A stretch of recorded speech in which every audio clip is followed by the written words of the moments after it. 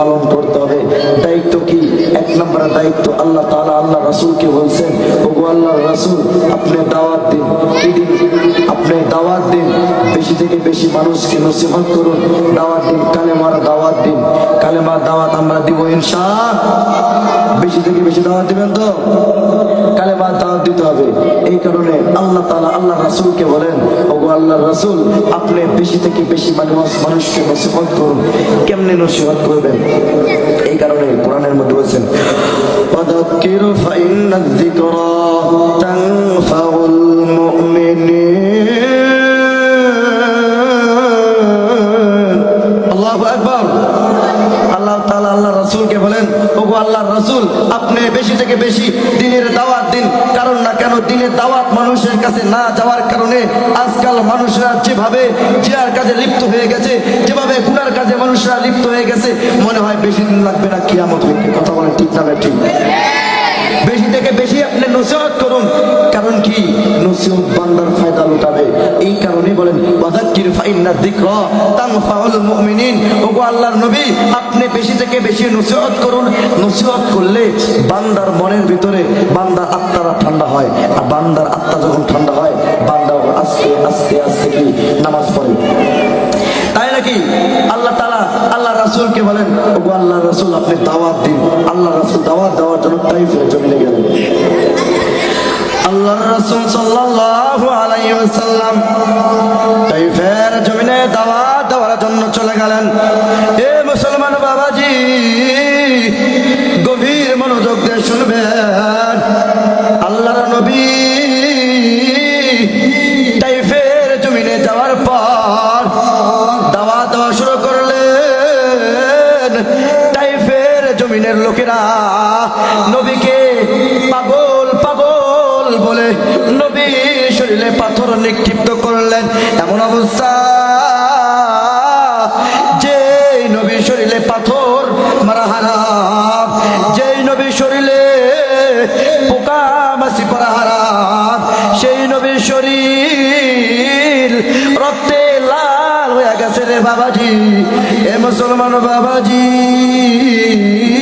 তাই নয় তাই নয়, নবীর মাথা মোবারক থেকে নিয়ে পা মোবারক পর্যন্ত রক্তে লাল। আমার আল্লাহ পাক সহ্য না করতে পারিয়া জিবরাইলকে বললে, ওগো জিবরাইল, ও আমার প্রাণের জিবরাইল রে, দেখ না আমার বন্ধু মুহাম্মদকে লোকেরা, তাইফের জমিনের লোকেরা এমন পরিমাণ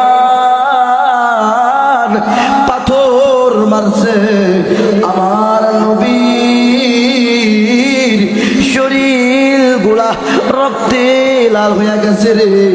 এরে জিবরাইল, এই কারণে আমার রাসূলকে যা বলো, আল্লাহর রাসূল, আপনি যদি অনুমতি দেন তাইফের জমিনকে আমি আল্লাহ পাক ধ্বংস করে দেব।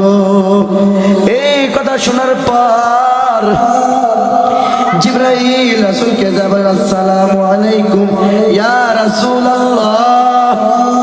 ওগো আল্লাহর রাসূল, আল্লাহ পাক বলেন, আপনি যদি অনুমতি দেন তাহলে তাইফের জমিনকে আল্লাহ পাক ধ্বংস করে দিবে। আল্লাহ রাসূল বলেন, ও আমার প্রাণের জিবরাইল ভাই, আমার আল্লাহকে জানায় দেন, তারা যদি আমি রাসূলকে চিনতো, তারা যদি জানতো,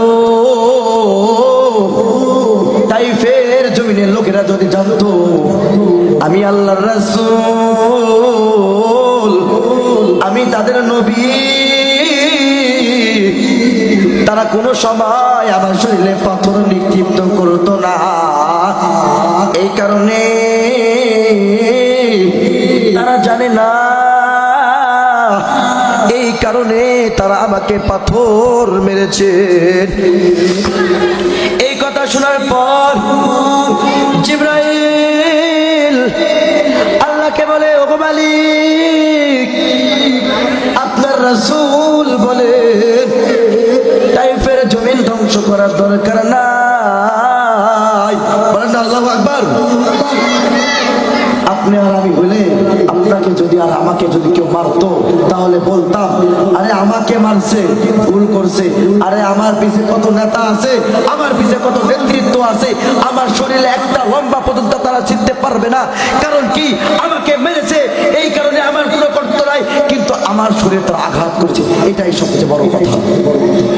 আরে আমার রাসূল এখনো পর্যন্ত কি বলেন নাই, তাদেরকে কিচ্ছু বলে নাই।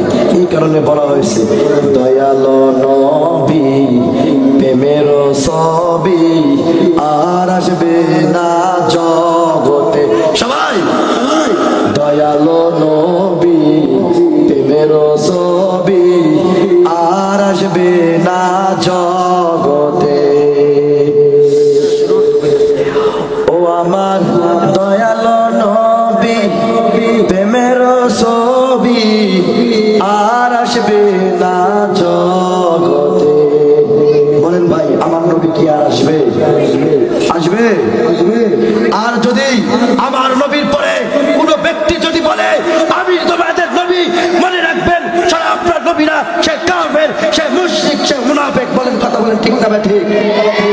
আমার নবীর পরে কোন ব্যক্তি যদি নবী কাবি হিসেবে দাবি করে সে কি হবে? কাফের হবে। কি হবে? সে কাদিয়ানী, সে কাফের। সে আমার নবী হতে পারে? সে আমার নবী হতে পারে? আমাদের নবী কি খাতামান নবিয়্যিন, আমাদের নবী সবচাইতে উত্তম নবী, যাকে সৃষ্টি না করলে পৃথিবীর কোনো কিছু সৃষ্টি হইতো না। সেই নবী যাকে বলা হয় রহমাতুল লিল আলামিন, সেই নবী যে নবী আল্লাহ পাঠানোর কারণে আজকে আমরা কি শান্তির মুখ দেখতে পাচ্ছি। না হলে ভাই বনি ইসরায়েলের আগে এমন অবস্থা ছিল, নবী আসার আগে অবস্থা ছিল লোকেরা এরকম গান বাজনা মদ তামাশার মধ্যে লিপ্ত ছিল। মা সন্তানের সাথে জিনা করতো, বাবা তার মেয়ের সাথে জিনা করতো, তার বউ তার ভাইয়ের সাথে জিনা করতো। আরে ভাই আমার নবীকে পাঠার পরে বাংলাদেশের মধ্যে এখনো পর্যন্ত কোন বেঈমান বাচ্চা নিজের মার সাথে জিনা করতে পারে না, আর যে জিনা করে সে কোনো মুসলমানের বাচ্চা হতে পারে না। কথা বলে ঠিক না বেটি? এই কারণে বলবো ভাই বেশি থেকে বেশি কি আমরা নামাজ পড়বো, কি করবো? নামাজ পড়বো, বেশি থেকে বেশি রোজা রাখবো, বেশি থেকে বেশি কি জিকির আজকার করবো। কারণ কি ভাই সামনে রমজান আসতেছে, রমজান মাস বরকতি মাস। আরে ভাই রমজান মাসের মতো কোনো মাস হইতে পারে না। রমজান মাস একটা উত্তম মাস। আরে ভাই ইবাদতের মাস, মানে কি লটারির মাস। আরে ভাই জিতলে লাভ, আমও একটা করলে 10টা পাইবেন, একটা করলে 100 পাইবেন। আরে ভাই করতে দেরি করতে দেরি।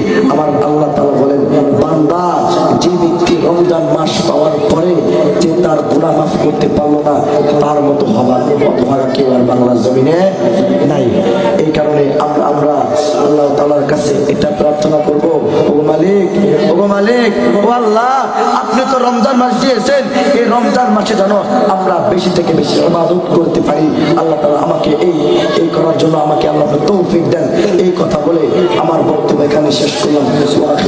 আলহামদুলিল্লাহ।